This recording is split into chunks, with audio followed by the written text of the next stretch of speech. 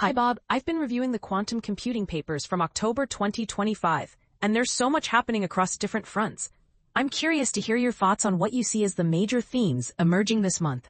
Hey Alice, great timing. October was indeed packed with significant developments. I'd say we're seeing three major threads. First, a real push toward practical fault-tolerant quantum computing with papers like The Fast for the Curious and several on QLDPC codes. Second, there's fascinating work on quantum advantage and verification. And third, we're seeing quantum computing branch into diverse applications from chemistry to machine learning. What caught your attention first?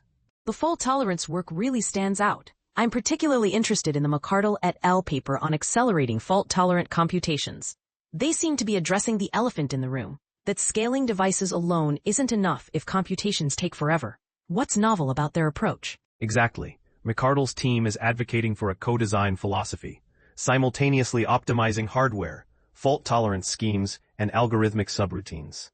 The key insight is that we might need to trade increased qubit counts or engineering complexity for faster logical clock speeds. They illustrate this with Fermi-Hubbard model simulations, showing how different optimization strategies affect runtime. It's a departure from just focusing on error rates or qubit counts in isolation. That makes sense. Speaking of fault tolerance, I noticed several papers on QLDPC codes this month. The Zhang and Li paper on accelerating computation with good QLDPC codes claims some impressive speedups. How does their approach differ from traditional surface code methods? Great question. Zhang and Li's work is significant because they achieve constant qubit overhead with time overhead of OD to the 1 plus 01 for good QLDPC codes. That's substantially better than code surgery approaches that scale as ODW to the 1 plus 01.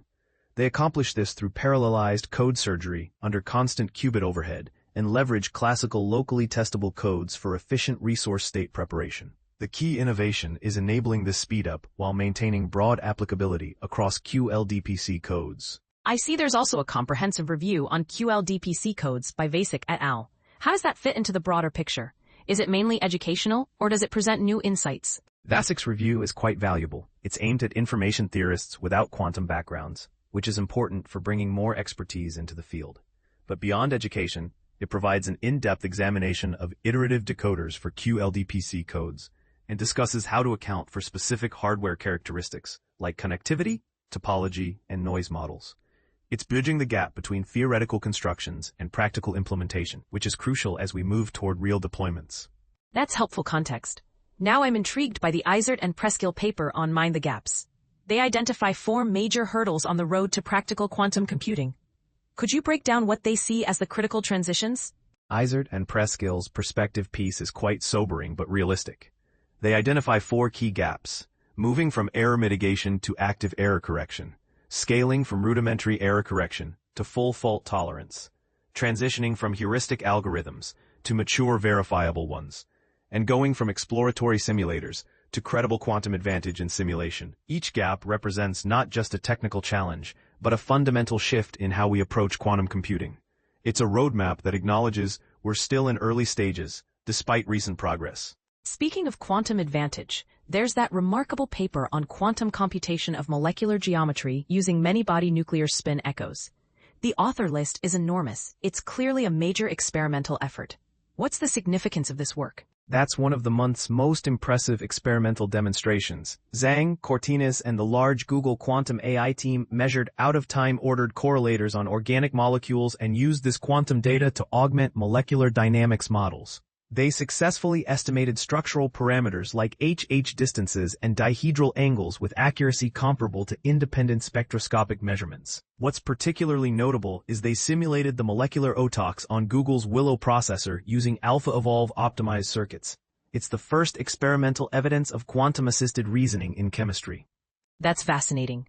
So they're using quantum computers to help interpret quantum data from NMR experiments. How does this relate to the broader question of quantum advantage? It's a clever approach to the advantage question. Rather than trying to outperform classical computers on purely computational tasks, they're leveraging quantum computers' natural ability to simulate quantum systems. The quantum processor helps interpret complex many-body quantum dynamics that would be exponentially costly to simulate classically. They also introduced novel zero-noise extrapolation techniques based on polypathing. achieving root mean square error of 0.05. It demonstrates a practical pathway where quantum computers augment scientific workflows rather than replacing classical computation entirely. I noticed there's also work on quantum advantage verification. The Deshapande et al. Paper on peaked quantum advantage using error correction sounds interesting. What problem are they trying to solve? Deshande's team addresses a fundamental verification problem. Current quantum advantage experiments require full classical simulation to verify, which limits verification to exactly the regime where classical simulation is still possible. They propose hidden code sampling, which produces conditionally peaked output distributions. These peaks enable verification much faster than full simulation. They prove that exactly sampling from the output is classically hard unless the polynomial hierarchy collapses, and the required computations are closely related to fault-tolerant circuits. It's a potential path toward verifiable quantum advantage experiments. That's clever, using structure in the output to enable efficient verification. Now shifting gears to architectures, I saw the Jones and Morali paper on trapped ion systems with surface codes. What's their main contribution? Jones and Morali's work is important for trapped ion quantum computing. They developed the near-optimal topology-aware compilation method for implementing surface codes on QCCD-based systems, achieving 3.8x improvement in logical clock speed over existing compilers. Surprisingly, they found that small traps with just 2 ions are actually ideal from both performance and hardware efficiency standpoints, contrary to prior intuition favoring larger traps with 20 to 30 ions. This could significantly inform design choices for upcoming trapped ion systems. That's counterintuitive. Why would smaller traps be better? The key is the trade-off between trap capacity and operational overhead. While larger traps can hold more ions, the complexity of operations and potential for crosstalk increases.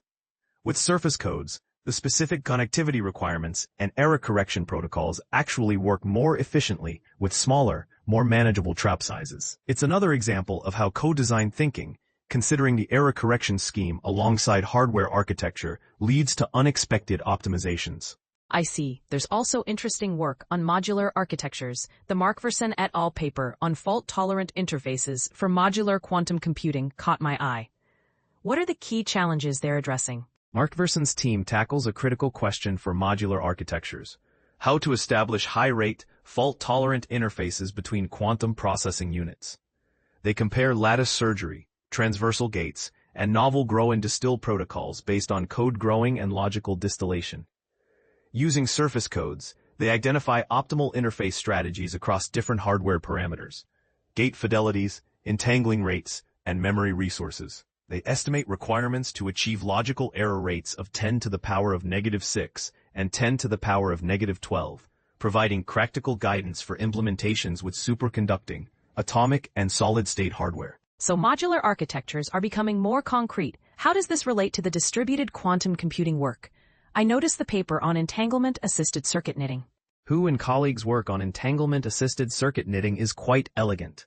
Traditional circuit knitting requires no entanglement, but suffers exponential sampling overhead, while entanglement-assisted LOCC requires extensive entanglement.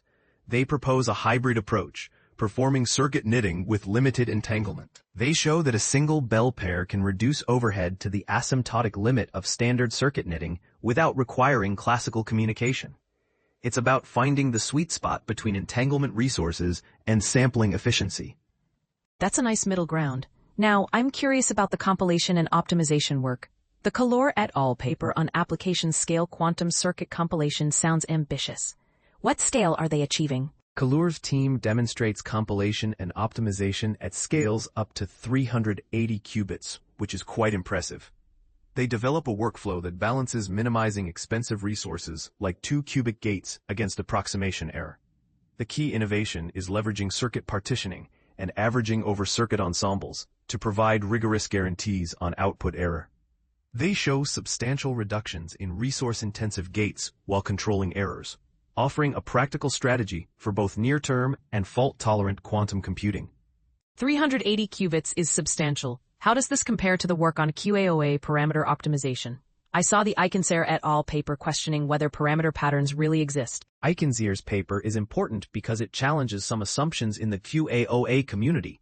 Through extensive simulations, they show that optimal parameters often deviate substantially from expected patterns, and QAOA performance becomes less sensitive to specific parameter choices as depth increases. They propose a simple heuristic scheme for finding good parameters at low depths that performs on par with established strategies. The key message is that while patterns can emerge under certain conditions, we shouldn't rely on them blindly. The reality is more nuanced. That's a valuable reality check. Speaking of algorithms, there's interesting work on variational quantum computing. The Galvao et al. Review on VQA for quantum simulation looks comprehensive. What's their main perspective? Galvao's review focuses specifically on quantum simulation with VQAs, distinguishing itself from approaches centered on classical data. They emphasize the critical role of quantum data in VQAs and QML, systematically examining applications across prototypical quantum simulation problems. Importantly, they critically assess practicality under NISQ constraints, particularly trainability and scalability issues like barren plateaus. It's a balanced view that synthesizes recent advancements while highlighting persistent challenges in the field. The barren plateau problem keeps coming up. Are there any new approaches to dealing with it this month? Several papers touch on this. The work on quantum machine learning with good QLDPC codes implicitly addresses it through better circuit structure. The Adapt QAOA paper by Pikakowski et al. Shows that adaptive approaches can outperform standard QAOA on hard problems. And there's interesting work on initialization strategies. But honestly, barren plateaus remain a fundamental challenge. The consensus seems to be that problem-specific structure and careful circuit design are more promising than universal solutions. Let's talk about quantum machine learning. The Kirkin et al. Paper on universality and kernel adaptive training for quantum generative models sounds intriguing. What did they prove? Kirkin's work addresses two key limitations of IQP quantum circuit-borne machines. First, they prove that adding n+1 hidden qubits to an n-qubit IQP generator makes the model universal, resolving an open question about whether universality is achievable with ancillas. Second, they propose kernel adaptive training where the kernel is adversarially trained, showing that convergence of the MMD value implies weak convergence in distribution. They demonstrate that kernel adaptive training outperforms fixed Gaussian kernels, with the gap increasing with dataset dimensionality. So they're making quantum generative models more powerful and trainable. How does this relate to the broader question of quantum advantage in machine learning? It's part of the ongoing effort to identify where quantum computers might offer genuine advantages in ML. The IQP-QCBM is interesting because training is classically tractable, yet sampling might still offer quantum advantage. Kirkin's improvements expand the model class that's both trainable and potentially advantageous. However, as they note, we'd need devices with thousands of qubits to see practical benefits. It's laying groundwork for when hardware catches up, while providing insights into quantum classical boundaries in learning. There's also work on quantum neural networks for specific applications. The hierarchical qubit merging transformer for error correction by Park et al. Sounds novel. What's their approach? Park's HQMT is quite clever. It explicitly leverages the structural graph of stabilizer codes to learn error correlations across multiple scales. They compute attention locally on structurally related stabilizer groups, then systematically merge these qubit-centric representations to build a global view of the error syndrome. For surface codes, HQMT achieves substantially lower logical error rates than previous neural decoders, and even outperforms BP plus OSD baseline. It's a nice example of incorporating domain knowledge, the code structure, into the neural architecture. That's smart, using the problem structure to guide the architecture. Now, I'm curious about the work on error mitigation. The Dalfavero and LaRose paper on error mitigation for partially error-corrected computers is interesting. What's the key insight? Dalfavero and LaRose address an important intermediate regime: computers with some logical qubits and some noisy qubits. They show that logical ancilla qubits can arbitrarily reduce the sampling complexity of error cancellation in a continuous space-time trade-off, achieving O1 sample complexity in the limit, circumventing known lower bounds for error mitigation. However, this comes at exponential circuit depth cost. They conjecture that any error mitigation with sub-polynomial sample complexity requires exponential time or space, even with logical qubits. It's a fundamental trade-off result. So there's no free lunch even with partial error correction. What about the work on decoding multimode GKP codes with noisy auxiliary states? That seems related. Roy's work on multimode GKP decoding is important for continuous variable quantum computing. They propose a decoder that explicitly considers noise on auxiliary states by tracking correlations between errors on different modes throughout the error correction circuit. By leveraging these correlations, they decrease logical error probability by at least an order of magnitude compared to ignoring auxiliary noise. It's another example of how carefully modeling realistic noise, rather than assuming idealized conditions, leads to better practical performance. Let's shift to quantum chemistry applications. Besides the molecular geometry paper we discussed, there's work on benchmarking quantum simulation methods by Ku et al. What are their main findings? Ku's benchmarking work quantifies the impact of three key parameters on QPE resource costs: trauterization versus cubitivation, molecular orbitals versus plane wave basis sets, and fermion to qubit encoding schemes. For large molecules in the fault-tolerant setting, they find first quantized qubitization with plane wave basis most efficient, with gate cost scaling as O tilde, triple stars m2/3 plus n to the 8/3, m to the 1/3, epsilon, the best-known scaling. For small molecules on near-term systems, trauterization in MO basis works with O, m to the 7th over epsilon squared gate cost. It's a comprehensive resource analysis across different regimes. That's useful practical guidance. There's also the Berry et al. Paper on quantum simulation via fast multipole method. How does that approach differ? Berry's quantum fast multipole method is quite innovative. They use a real space first quantized representation with high-order product formulae. But the key innovation is adapting the classical fast multipole method for computing the Coulomb operator with O tilde n complexity for n particles. The resulting gate complexity is t, n to the 4th of third plus n to the 1 of third, n to the 2 of third, n nt to the O of 1, roughly an O(n) speedup over most prior algorithms. For n less than n to the 6th, the practical regime, it provides lower complexity than all prior work except first quantized interaction picture simulations. So we're seeing multiple approaches to quantum chemistry, each with different trade-offs. What about applications beyond chemistry? I noticed work on quantum computing for power flow analysis. Kaseb's paper provides the first direct comparison between gate-based and adiabatic quantum computing for AC power flow equations. They adapt the AQPF algorithm to QAOA and benchmark against D-Wave's advantage system and Fujitsu's digital annealer. For a 4-bus test system, they assess solution accuracy and computational time. It's an interesting application area because power grid optimization is practically important and has combinatorial structure that might suit quantum approaches, though scalability to realistic grid sizes remains challenging. Speaking of applications, there's fascinating work on quantum computing for malware detection and cryptography. The Quantum Resistant Networks paper by Jin et al. Addresses post-quantum security. What's their framework? Jin's work addresses a critical vulnerability. Quantum networks currently assume classical communication is secure, but large-scale quantum computers will break traditional cryptography. They present a quantum-resistant architecture that secures classical channels with post-quantum cryptographic techniques, while supporting entanglement-based communication over quantum channels. The framework incorporates continuous monitoring of both quantum and classical layers, with orchestration across heterogeneous infrastructures for end-to-end security. It's about preparing quantum networks to be secure against both classical and quantum-era threats. That's forward-thinking. There's also work on quantum secure voting by Mahmoud and Kabouch. How practical are these quantum cryptography applications? Mahmoud's quantum secure voting framework integrates QKD, dual-key symmetric encryption, and verifiable receipts. They simulate both quantum and classical channels using MQTT protocol, demonstrating the system can process large numbers of votes efficiently with low latency and minimal error rates. However, practical deployment faces challenges.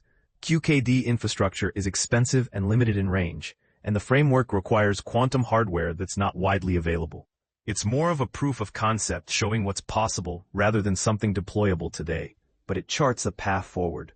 I see. Now, there's some really fundamental work this month too. The Adlam et al. Paper on agency in quantum systems is quite philosophical. What's their main argument? Adlam's paper asks a deep question. Can a purely quantum system, one evolving unitarily without decoherence or collapse, satisfy minimal conditions for agency? They show that three basic requirements conflict with quantum mechanics. Creating a world model requires copying information, violating no cloning. Deliberation requires copying the model to assess alternatives, again violating no cloning. And reliable action selection fails due to quantum linearity. They conclude that agency requires significant classical resources. It's a fundamental result about the limits of quantum systems and has implications for understanding how classical agents emerge in a quantum universe. That's profound, suggesting fundamental limits on what purely quantum systems can do. There's also the Berman et al. Paper on formal framework for quantum advantage. What's their contribution? Berman's team defines quantum advantage in terms of individual problem instances rather than worst-case or average-case analysis. They introduce quantum versions of Kolmogorov complexity and instance complexity, then define quasi-instances, problems whose quantum instance complexity is significantly smaller than classical instance complexity. They prove existence of maximally quasi-sat instances via reduction from factoring, and show exponential algorithmic utility in quasiness. It's a formal framework that guides the hunt for quantum advantage in practice by focusing on specific instances rather than problem classes. So they're providing a more nuanced view of quantum advantage. What about the work on blind quantum computing? I saw papers on communication optimal protocols and verification. Davies and Kay's work establishes minimal communication resources for blind quantum protocols with information theoretic security. They use entropy bounding techniques to quantify the minimum qubits Alice must send so Bob learns nothing about the gate being implemented, and provide a protocol saturating this bound. Separately, Kaporniotis et al. Present the first fault-tolerant blind verification scheme for universal quantum computations that handles secret-dependent noise. They introduce novel distillation protocols that turn secret-dependent noise into secret-independent noise, enabling verification with exponential confidence. Both address security and delegated quantum computation. Security is clearly becoming more important as quantum computing moves toward practical deployment. Now, I noticed several papers on specific hardware platforms. The trapped ion work by Hughes et al. On gates without ground state cooling is remarkable. What did they achieve? Hughes's smooth gate is quite impressive. They introduce an entangling method where residual spin motion entanglement errors are adiabatically eliminated by ramping the gate to tuning. They demonstrate 2-qubit gates with estimated error of 8.4 times 10 to the minus 5 without ground state cooling, and the error remains below 5 times 10 to the minus 4 even with average phonon occupation, up to n prime equals 9.4. This indicates trapped ion quantum computation can achieve high fidelity above the Doppler limit, enabling faster and simpler device operation. It's removing a significant practical constraint. That's a major practical improvement. What about photonic approaches? I saw the Ostman et al. Paper on nonlinear photonic architecture. Ostman's nonlinear photonic architecture is interesting because it addresses a fundamental limitation of linear optics, probabilistic operations. By incorporating strong single-photon nonlinearities into a GHZ measurement-based architecture, they substantially reduce resource overheads compared to linear optics approaches. Removing linear optical failure modes allows much higher optical loss tolerance, around 12% using a 32-photon resource state with foliated surface code. It's showing how introducing nonlinear primitives enables dramatic improvements in practical fault-tolerant quantum computing with photonics. So different platforms are finding their own paths to fault tolerance. There's also work on neutral atoms, the paper on practical use cases by Grotti et al. What applications are they highlighting? Grotti's overview covers neutral atom quantum processors based on Rydberg interactions, which are gaining interest due to scalability and qubit connection flexibility. They discuss hardware advancements, register mapping optimization, and applications as quantum simulators for both classical and quantum hard problems like MIS and QUBO, quantum many-body models, and molecules in chemistry. They also cover machine learning applications. The key message is that neutral atoms are particularly appropriate for combinatorial optimization and have reached a maturity level where practical applications are becoming feasible. It seems like each platform has its strengths. Now, there's interesting work on quantum software engineering. The Zhao paper on abstraction in quantum software is quite critical. What's the issue? Zhao identifies a fundamental conflict. Abstraction practices that are syntactically valid in classical software may violate physical constraints of quantum computation, unitarity, entanglement, no cloning, and measurement destructiveness. He presents 3 classes of failure cases where naive abstraction breaks quantum semantics and proposes design principles for physically sound abstraction mechanisms, including quantum-specific type systems, effect annotations, and contract-based module design, It's calling for systematic rethinking of software engineering principles for quantum programs based on quantum semantics, rather than just adapting classical practices. That's an important foundational issue. There's also the Ahmad et al. Paper on quantum computing as a service. What's their perspective on software engineering? Ahmad's team investigates a process-centric and architecture-driven approach to QCAS. Through a systematic mapping study of 41 papers, they identify a 4-phase development lifecycle and derive a reference architecture for conception, modeling, assembly, and deployment of quantum services. They identify quantum significant requirements, modeling notations, pattern catalogs, programming languages, and deployment platforms. It's providing a software engineering perspective on how to offer quantum computing as a utility service, which is important as the field matures toward commercial deployment. So we're seeing the field mature in terms of software engineering practices. What about benchmarking? The Patel et al. Paper on platform-agnostic, modular architecture for quantum benchmarking sounds useful. Patel's architecture addresses the fragmented benchmarking landscape by decoupling problem generation, circuit execution, and results analysis into independent, interoperable components. Supporting over 20 benchmark variants and integrating with multiple APIs, Qiskit, CUDA-Q, Circ, it enables diverse workflows. They validate through integration with PyGST for circuit analysis and CUDA-Q for multi-GPU simulations. The key contribution is identifying and formalizing modular interfaces that enable interoperability between incompatible frameworks, reducing ecosystem fragmentation while preserving optimization flexibility. Standardization is definitely needed. Now, there are some papers on specific algorithmic techniques. The Egginger et al. Paper on multi-objective quantum approximation for inequality constraints looks interesting.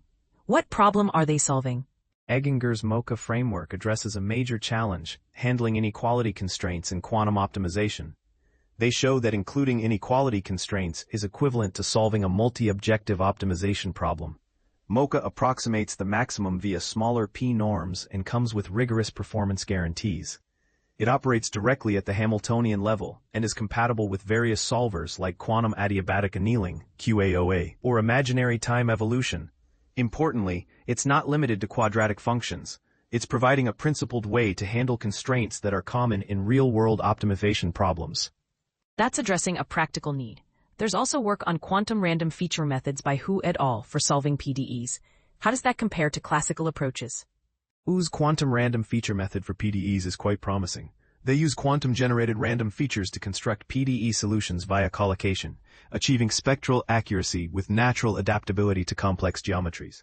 Complexity analysis shows the hybrid quantum classical algorithm can achieve quadratic speedup over classical RFM. It merges advantages from classical numerical analysis and neural network techniques while leveraging quantum computing for feature generation.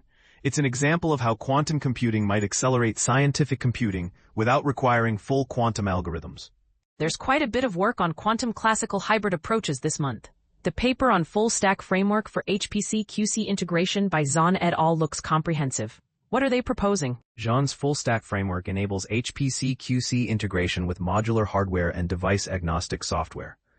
They provide extensible interfaces for quantum programming, dispatching, and compilation within existing HPC environments, allowing high-level invocation of quantum kernels from commercial SDKs within HPC metaprograms in C++, Fortran, and Python. They're developing an adaptive circuit knitting hypervisor to partition large circuits. They leverage Cray LLVM-based compilation to transform LLVM IR and QIR in a retargetable fashion. They've demonstrated hybrid workloads on HPE-EX supercomputers, providing a unified quantum classical programming environment. That sounds like serious infrastructure work. Now, I'm curious about some of the more theoretical papers. The work on encoding matrices using quantum circuits by Moryosef and Avron. What's the significance? Moryosef and Avron systematically study how to encode matrices as quantum circuits, specifically as block encodings and state preparation circuits. They established two key results: a general method for efficiently constructing block encodings of arbitrary matrices given in classical form, and low-overhead bidirectional conversion between block encodings and state preparation circuits, showing these models are essentially equivalent. This is foundational work for quantum linear algebra algorithms like HHL. The technical innovation includes a special constant-depth multiplexer for Pauli matrices and algorithms for converting between standard and Pauli basis expansions. That's important infrastructure for quantum algorithms. What about the work on Clifford transformations for fermionic systems by Magoulas and Evangelista? Magoulas and Evangelista extend the concept of Clifford transformations to fermionic quantum systems. They demonstrate that fermionic Clifford transformations are generated by half-body and pair operators, providing a systematic characterization framework. They establish connections with fermionic mean field theories and applications in qubit tapering. Since Clifford circuits are classically simulatable, understanding fermionic Clifford transformations helps identify what's efficiently simulatable in quantum chemistry and what requires genuine quantum resources. It's deepening our understanding of the quantum classical boundary in chemistry simulations. Let's talk about some of the more specialized applications. The quantum network paper by Chan et al. On self-configuring networks with superposition of trajectories sounds novel. What's the idea? Chan's self-configuring approach integrates superposed quantum paths with variational quantum optimization. Networks dynamically optimize the superposition of noisy paths across multiple nodes to establish high-fidelity connections. The framework acts as a black box, adapting to unknown noise without requiring channel characterization. They discuss the role of vacuum coherence, a quantum effect central to path superposition, and show the approach remains beneficial even with imperfections in generating path superposition. It's addressing a practical challenge in quantum networks: how to route quantum information through noisy channels efficiently. That's clever, using quantum superposition for network optimization itself. Now, there's interesting work on error correction codes. The Ball and Zhang paper on error-correcting codes for mixed-dimensional Hilbert spaces. What's new there? Ball and Zhang introduce a stabilizer formalism for mixed-dimensional Hilbert spaces. Systems where subsystems have different local dimensions, like c to the power of d1 equals c to the dn, rather than uniform c to the n. They define and prove a singleton bound for these codes, redefine entanglement measures for mixed dimensions, and provide examples of absolutely maximally entangled states in dimensions not previously known to have them. This is important because there's no practical reason subsystems should have the same dimension, and this formalism enables more flexible error correction schemes tailored to actual hardware constraints. That's addressing a real practical constraint. There's also work on measurement-based fault-tolerant computation by IB et al. What's their approach? IB's MB-FTQC architecture for high-connectivity platforms like trapped ions and neutral atoms uses verified logical ancillas with Canil's error-correcting teleportation, eliminating repeated syndrome measurements and simplifying decoding to logical Pauli corrections. They present two implementations: a Steen code version using analog RZ theta rotations targeting the megaquop regime on devices with thousands of qubits, and a Golay code version with higher-order magic state distillation, targeting the gigaquop regime on devices with tens of thousands of qubits.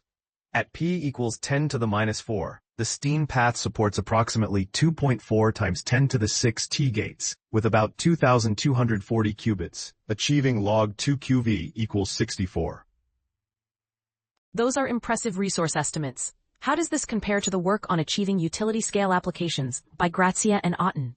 Grazia and Otten's work is remarkable. They show how full-stack co-design can reduce quantum computation runtime from 22 years to 1 day for CO2 utilization chemistry problems, achieving a 7.9 times 10 to the third reduction.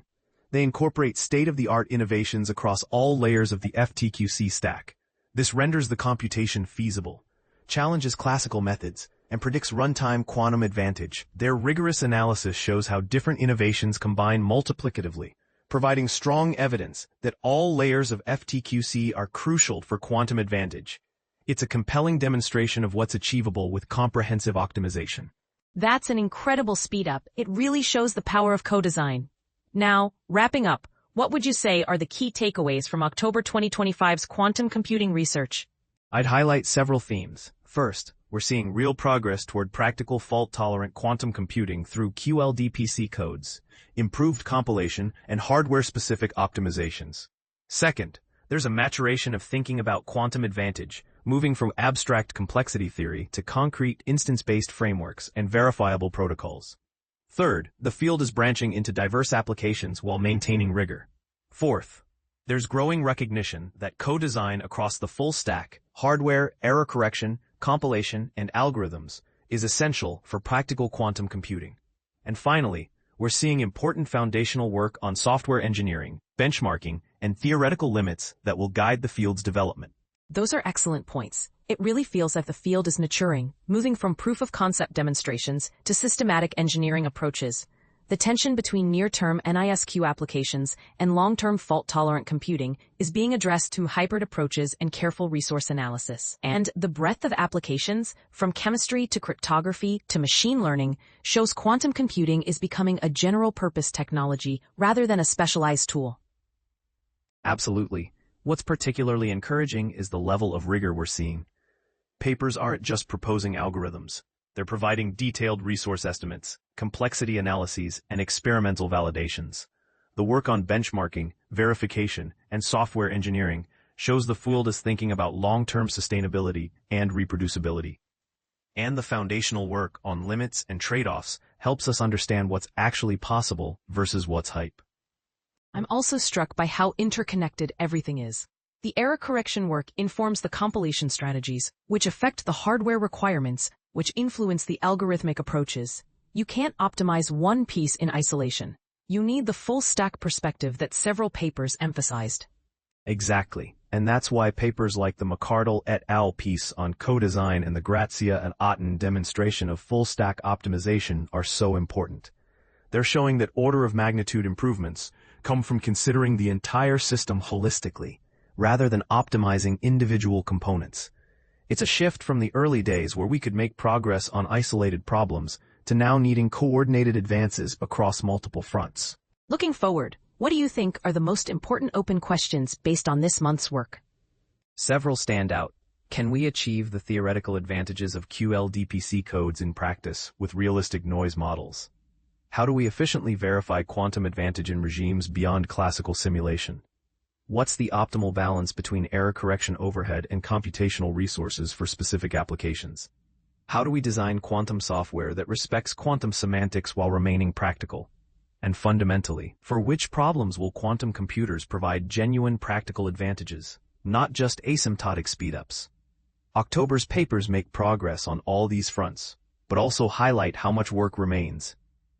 Those are great questions. It's also interesting how the field is grappling with the gap between NISQ and FTQC. Papers like Izert and Preskill's Mind the Gaps acknowledge we're still in early stages, while others like the Google molecular geometry work show what's achievable today. The hybrid approaches, partially error-corrected systems, error mitigation, circuit knitting, seem to be the bridge between these regimes. That's a key insight. The field is learning to be pragmatic, not waiting for perfect fault-tolerant systems before doing useful computation, but also not overselling what NISQ devices can achieve.